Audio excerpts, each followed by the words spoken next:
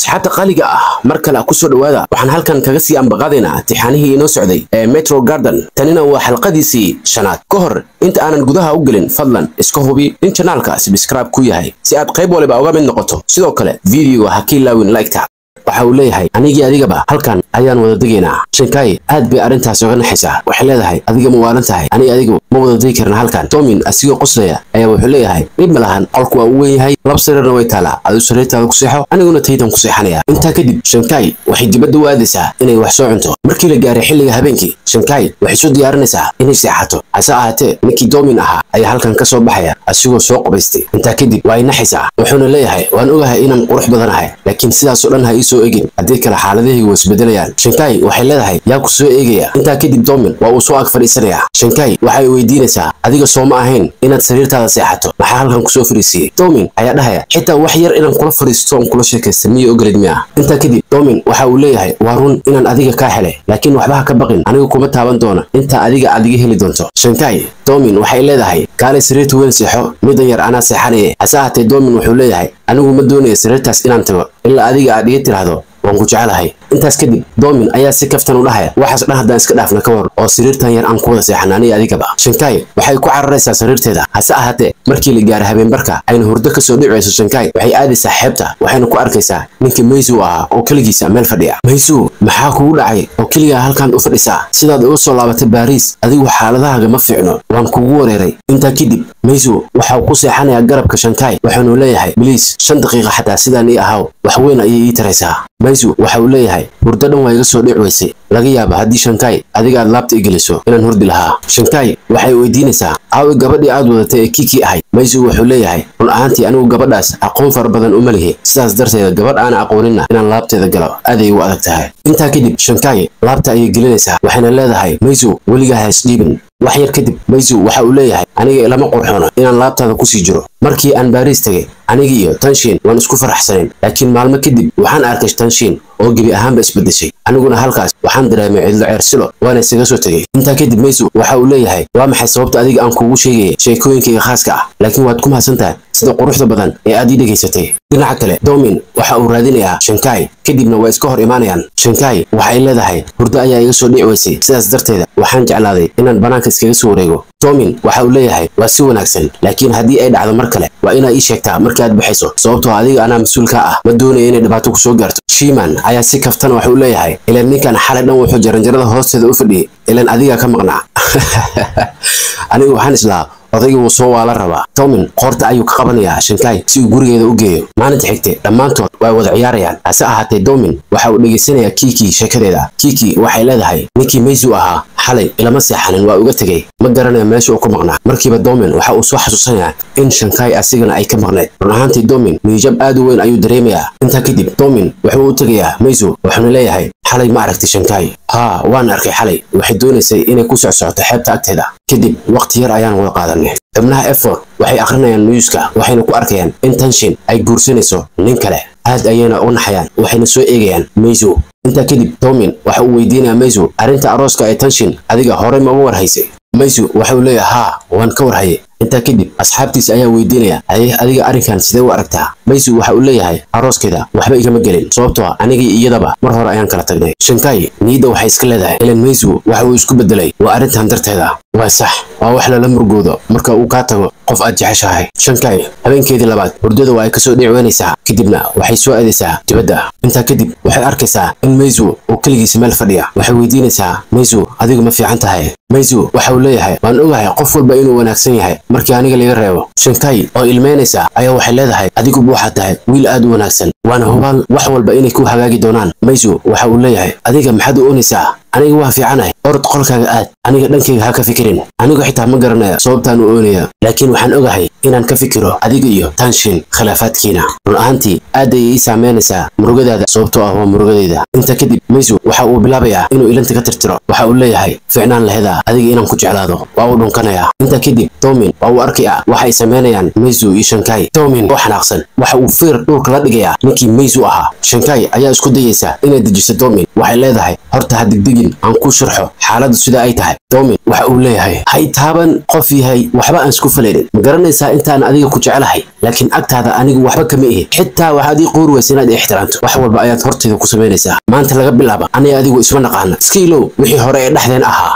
Meizu ayaa isku dayaya inuu saaxiibkiisa la hadlo. hase ahaatee Domin aad ayuu xanaaqsan yahay. wuxuu leeyahay adigu wax hadal ah kuma banaano. Domin waa uu baxayaa. maalintii xigtay waxay ku soo laabanayaan dalka China. intaa kadib Shankai waxay dhegeysanaysaa cod uu soo duubay ninkii Domin ahaa oo dhahaya run ahaantii aad ayaan ku nacay. waad inay jibisay. qof xun ayaa tahay. uma aadan qalmin qalbigayga inaan ku siiyo iyo ereyo kale oo aad u xanuun badan. kadib Shankai nafteeda waxay u sheegaysaa in Domin ayada uu si wacan u dhaqaaleyn jiray. hase ahaatee ayadu ay dhibaateyn jirtay mar waliba. waa macquul hadda inuu inacay laakiin aniga xitaa asigu ana maba jecliba. sidoo kale waxa laga yaabaa in aniga arrintan ii fiican tahayba inuu aniga inaco. maalinta xigtay kuleejka xubnaha F4 waxay arkayaan Meizu waxayna ku leeyihiin Meizu maxaa samaysay adiga. waad ogtahay Domin inuu jecel yahay Shankai. adigu khalad weyn ayaad samaysay. saaxiibkaaga ayaad khiyaantay. hase ahaatee Domin waa uu maqlayaa wuxuuna u imaanayaa Meizu waxa uu ku leeyahay maanta ayaa sukay dambayso ani adiga ee wajigaaga iga qari. Shiman ayaa ku dhahay Domin maxaa kaa khaldan saaxiib. gabar darteeda ayaa saaxiibkaaga uga tegaysaa. kadib Domin asiga uu xanaaqsan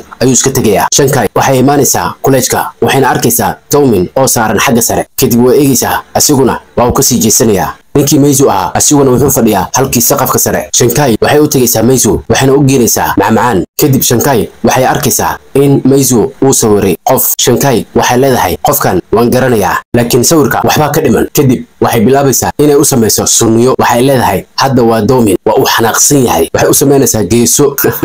hase ahaatee waxaa la xumaanaya inay geeso u samayso kadibna waa ay ka tirtiraysaa. intaa kadib Shankai waxay leedahay runtii aad baan uga xumahay in xubnaha F4 aan kala geeyay. haddii aan habeenkaas aan xeebta tagi lahayn waxaan oo dhan ma dhici lahayn. Meizu ayaa u tagaya Shankai waxa uu ku leeyahay adigu wax qalada ma lihid sababtoo ah waxaan kugu shumiyay rabitaankayga. haddana waxaan kaa doonayaa inaad iraacdo si aan waqti iskula soo qaadanno. maadaama Shankai iyo Meizu ay soo raaceen Shankai waxay dareemaysaa xogo boorin ah. waxay leedahay Meizu asigu ma yaqaan sida loo sheekeeyo. hase ahaatee waxay ka fikiraysaa sida ay u keen lahayd topic ayada iyo asiguba ay ku wada sheekaystaan. kadib waxay arkaysaa sawir uu hadda ka hor eegayay Meizu uu lahaa waa gabar aad u qurux badan. intaa kadib Shankai waxay leedahay Meizu qoftaas soo tension uma eka. Meizu waxa uu leeyahay please naagtaas ha igu soo hadal qaadin. waxa uu leeyahay laakiin waa markii ugu horeysay maanta aan gabar shukaansanay aan ahayn tension. waxaan u muuqdaa qof boorin ah. soo arrintaa qalad ma ah. soo ma ahayn inaan muujiyo farxad maadaama aan la kulmay gabar aad u wanaagsan una qalanta in la shukaansado. Shankai oo qoslaysa ayaa dhahaysaa waa runta waa saxan tahay maqaayadda inagey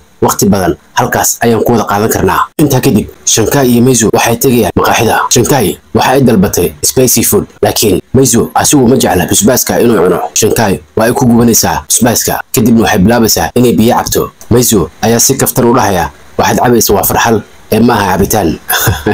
maalinta xigta Shankai waxay joogtaa guriga waxay doonaysaa inay dhar xirato. markii ay soo qaadato jaakada waxay arkaysaa jaakadan inay tahay jaakadii uu keenay Domin. hase ahaatee waxay leedahay anigu kaliya waxaan jeclahay Meizu sidaas darteeda ninkan jaakadiisa ma ahan inay xirto. maalinta xigtay Shankai waxay u socotaa kuleejka waxay arkaysaa nin ku dhufan rabo baaskeel islaan waayeel ah. kadibna waxay isku dayaysaa inay ka badbaadiso. hase ahaatee labadooduba dhulka ayay ku dhacayaan. kadib Shankai aad bay u caroonaysaa waxay leedahay adiga ayaa ku dhuftay baaskiilada waxaad ku qasban tahay inaad isbitaalka geyso. ninka waa uu xanaaqayaa wuuna diidayaa inuu isbitaalka geeyo islaanta waayeelka. sidoo kale waxuu isku dayayaa inuu dharbaaxo Shankai. kadib naag ayaa imaanaysa oo gacanta ka qabanaysa ninka. ninkuna wuxuu dareemayaa cabsi wuxuuna bilaabayaa islaanta waayeelka inuu meesha ka qaado. marwadu waxay arkaysaa in Shankai dhaawac uu soo gaaray kadibna waxay leedahay soo bax iraa xaafadayda. laakiin Shankai waxay aqoonsanaysaa guriga la keenay inuu yahay gurigii Domin. waa ay naxaysaa waxayna leedahay anigu halkaa ma joogi karo. hase ahaatee marwada ayaa ka diida waxayna ku dhahday waxaad igu yeeri kartaa Mrs. Jiam.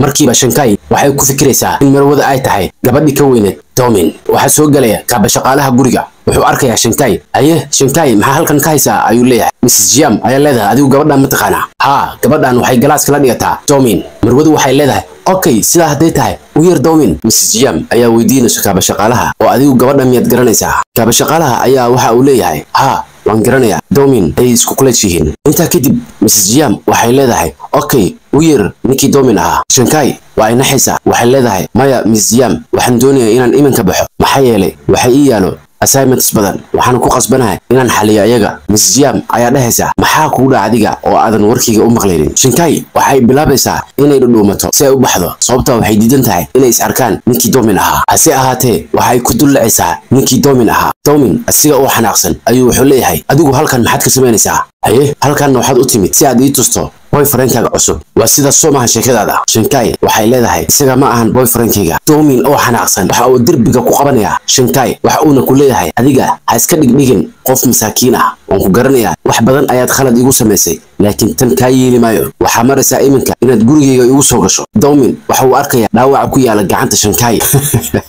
hase ahaatee inta uu eegay gacanta Shinkai waxa haraanti madaxa ugu dhufanaysaa Mrs. Jiam. intaa kadib Mrs. Jiam waxay leedahay oo adigu ma sidaan baad ula dhaqantaa dumarka? run ahaantii way ceebaysay sidoo kalena waxaad ceebaysay dhammaan guud ahaan familkeena. Doomin asiga oo yaaban waxa uu leeyahay walaashay adiga goormaad soo laabatay? Mrs. Jiam ayaa dhahaysa oo ma adiga kala jecel imaanshahayga iyo maqnaanshahayga? kulley imaadan xiisine ma argayga ayaad ka naxsan tahay. Doomin waxa uu leeyahay walaashay aniga messenger ayaan ku soo wacay adigu taleefanada maba qabatidba. intaa kadib Mrs. Jiam waxay gacanta ka qabanaysaa Shinkai waxay bilaabaysaa inay gacanta ka daawayso. waxay leedahay waad nala casheynaysaa caawa. intaa kadib waxay bilaabayaan inay cunaan cashadooda. hase ahaatee weli waxa maqan ninkii Doomin ahaa. gaaba shaqaalaha waxa uu leeyahay weli Doomin muusan imaan. Mrs. Jiam waxay leedahay oo hadda ma wuxuu diidan yahay xitaa inuu ila casheeyo? iska daa aniga garanaya markuu yimaado sidaan u garaaci doona. Mrs. Jiam waxay leedahay okay aan wada cabno Shinkai. hase ahaatee Shinkai hal mar ayay isku gadisay cabitaankii. run ahaantii Mrs. Jiam waa ay yaabaysaa qaabka wax u cabayso Shinkai. intaa kadib ninkii Doomin ahaa waa uu imaanayaa. Shinkai aad ayay u daroogaysan tahay maadaama ay iska badisay qamriga. waxay leedahay Mrs. Jiam waxaan doonayaa inaan wax kuu sheego. run ahaantii maalmo ka hor waxaan safar gaaban isku raacnay Doomin laakiin aniga ayaa niyad jibiyay asiga sababtoo ah saaxiibtinimadiisa ayaan burburiyay. sidaas darteeda ayuu aniga igu xanaaqsan yahay. run ahaantii xumaanta dhacaysa oo dhan aniga ayaa mas'uul ka ah. aniguna waxaan dareemayaa arrintaas inay tahay arrin aad u foolxun. ma arki karo Doomin oo niyad jabsan isla markaasna is xumeynaya. kadib madaxaba kor way u soo qaadi weysay sababtoo ah waa ay daroogaysan tahay. Doomin waa uu soo fariisanaya waxa uu leeyahay tani waa gabar doqon ah ee warkeeda ha dhegeysanin sababtoo ah ayadu aad ayay u cabtay. waxa ay sheegaysay wax kalena ma kala garanayso. Mrs. Jiam ayaa dhahaysa girlfriendtaada soo maahan gabadhan. Doomin waxa uu leeyahay maya kaliya waxaynu nahay classmate. Mrs. Jiam ayaa u sheegaysaa in gabadhan ay la kulantay ayadoo baaskiil oo nin ku dhuftay. Doomin waxa uu leeyahay gabadhani xoguhu waa yara doqon waxay ku runtaa kaliya dadka ayay caawisaa. Jiam waxay lugta ku dhufanaysaa Doomin waxay leedahay gabadhan qaad ee gey qolka martida. Doomin waxa uu leeyahay waa maxay sababta aan uga taxadaray gabadhan? Mrs. Jiam ayaa si cara leh u dhahaysa waryaa warkiga maqal ee gabadhan qaad. Doomin waxa uu soo xambaarayaa Shinkai waxa uuna geenayaa qolka martida. dhanka kale Mrs. Jiam waxay ku leedahay Shinkai xalay waxaan dhageystay sheekooyinka aad ka sheekeynaysa markii aad daroogaysnayd. run ahaantii aad baan uga xumahay khilaafkiina adiga iyo Doomin. run ahaantii aniga waxaan ku soo jeedinayaa inaad ka fikirto arinta Doomin sababtoo ah waxa tahay gabadhii ugu horeyso oo gurigan keeno. waxaan ku garanayaa walaalkay nin dabacsan ma ahan qof walbana guriga ma keeno laakiin waxa halkaas iga muuqato inuu aad ku jecel yahay. sidoo kale waxay leedahay Doomin haba iska dabeecad xumaadee laakiin waa nin naxariis badan. maalinta xigtay Shinkai iyo Meizu waxay doonayaan inay la hadlaan Doomin. Haozuli ayaa waxa uu leeyahay runtii aad baan uga xumahay in khilaafkeena aad u sii daba dheeraado. waxaan doonayaa inaad arrinkan soo afjartaan. intaa kadib Jen oo aad u faraxsan ayaa halkan imaanaya. waxa uu leeyahay Shinkai waxaan ku keenay moos aad u tiro badan. intaa kadib xubnaha F4 waxay eegayaan Jen waxa uu ku leeyahay maya adinka kuma jirtaan kaliya waxaan u soo qaaday saaxiibteeda Shinkai. Doomin ayaa waxa uu ku leeyahay Jen adiga yaa kugu yiri kamid ma tihid xubnaha F4. wuxuu intaas u sii raacinayaa adigu waxaad kamid tahay xubnaha F4. Jen aad ayuu u farxayaa. waxa uu leeyahay Shinkai ma maqlaysaa anigu waxaan kamid noqday xubnaha F4. Doomin oo si cara leh u hadlaya ayaa waxa uu ku leeyahay haddii aad doonayso inaad kamid noqoto xubnaha F4 waxaad ku qasban tahay inaadan la hadlin labadan qofood. Jen waxa uu leeyahay taasi macquul ma noqonaysa marnaba sababtoo ah Shinkai waa saaxiibteeda qaalida ah. Doomin asigoo caraysan wuxuu u imaanayaa Meizu iyo Shinkai. waxa uu ku leeyahay laba saqajaan haye anigii idinka waan xisaabtamaynaa tilaabna waa idinka qaadi doonaa idinka yeeli maayo dhibaatada aad geysateen. mid ka mid ah asxaabtiisa ayaa waxa uu leeyahay Doomin haddii aad dhaqanka noocan aad sii wado run ahaantii anagu saaxiibtinimadeena halkaas ayuu ku egtaa ogow. Doomin asiga oo caraysan waxa uu leeyahay aniga waxba igama gelin waxa aad ka sheekeynayso qalad walba oo halkan ka dhacana waxa sababteed iska leh Meizu. intaa kadib Meizu waxa uu leeyahay okay asxaabtayda buuqa ka daa kaliya ha inoo ahaato aniga adiga buuqa iyo dagaalka. intaa kadib Doomin waa uu ku raacayaa hadalka Meizu wuuna iska baxayaa. Shinkai ayaa waxay u tegaysaa Doomin waxay ku leedahay waxaan doonayaa inaan laba arin kala hadlo. marka hore waxaan oo dhan waxay ku dhaceen qalad aniga aan sameeyay haddii aad i cafin kartana aad ayay u wanaagsanaan lahayd intaas kadib waxay hoos geenaysaa madaxeeda waxayna leedahay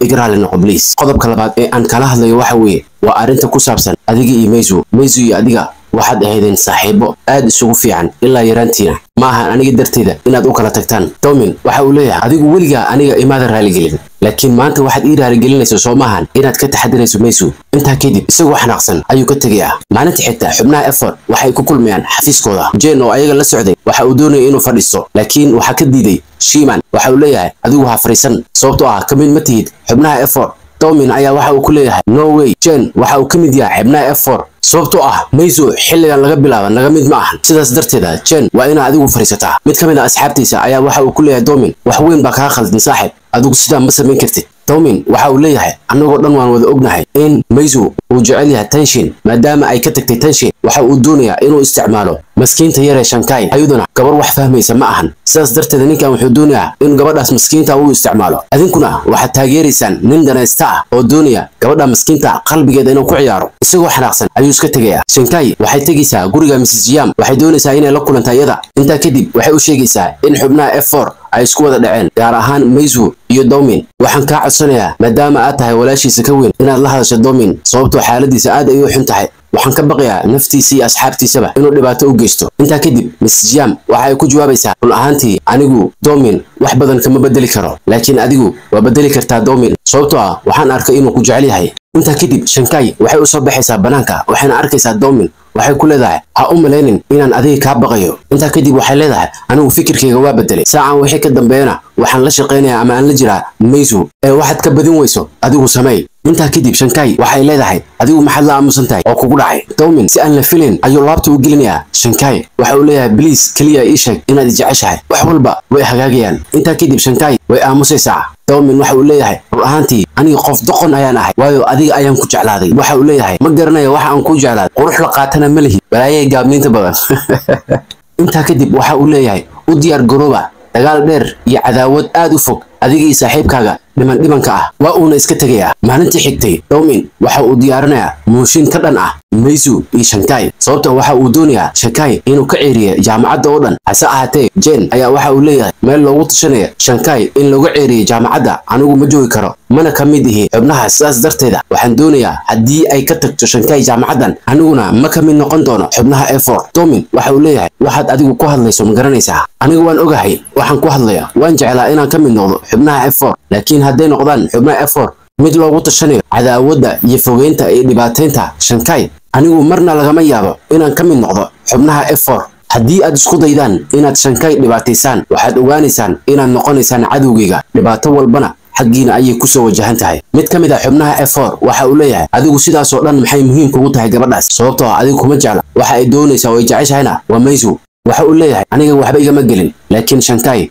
waan jecelahay sidoo kalena waan ka warqabaa inaysan iga helin aniga sidaas oo ay tahayna anigu ayada ayaan mar walba la jiraa sidoo kale waxa uu leeyahay Doominow adiga haddaad jeceshahay ama aad ka heshay Shankai waxa waajib kugu ah inaad si wanaagsan ula tacaamusho intaa kadib Shankai ayaa soo gelaysaa oo ka muuqata xoogoo cabsi ah waxa gacanta ka qabanaya Meizu Doomin waxa uu arkayaa inay gacmaha is haystaan kadibna waa uu xanaaqaya wuxuuna leeyahay adinkoo gacmaha is haysta miyaad doonaysaan inaad la ciyaartaan game mid waliba midka kale ayuu gacantiisa sii daynaya waxayna isku diyaarinayaan inay la ciyaaraan game adag sida aan ka arkayna gamekan qofka laga guuleysta dib damba uma arki doono Shankai wayna isku raacayaan Shankai waxay soo bandhigaysaa ciyaar waali ah hase ahaatee Doomin waxa uu leeyahay marna lagama yaabo inaad adiga iga guuleysato Shankai waxay leedahay hadalka yareey ee ciyaarta wad ninka guuleysta ayaa u hari doona kuleejka Doomin waxa uu leeyahay waa ballan inaan kuleejka labadiinaba idinka saaro waxay sii wadayaan ciyaartooda qof waliba waxa uu soo haray hal kaar qofka uu kaarka qiimaha badan ayaa guuleysan doona Shankai waxay dhulka dhigaysaa kaarka waxayna dareemaysaa inay guul dareysatay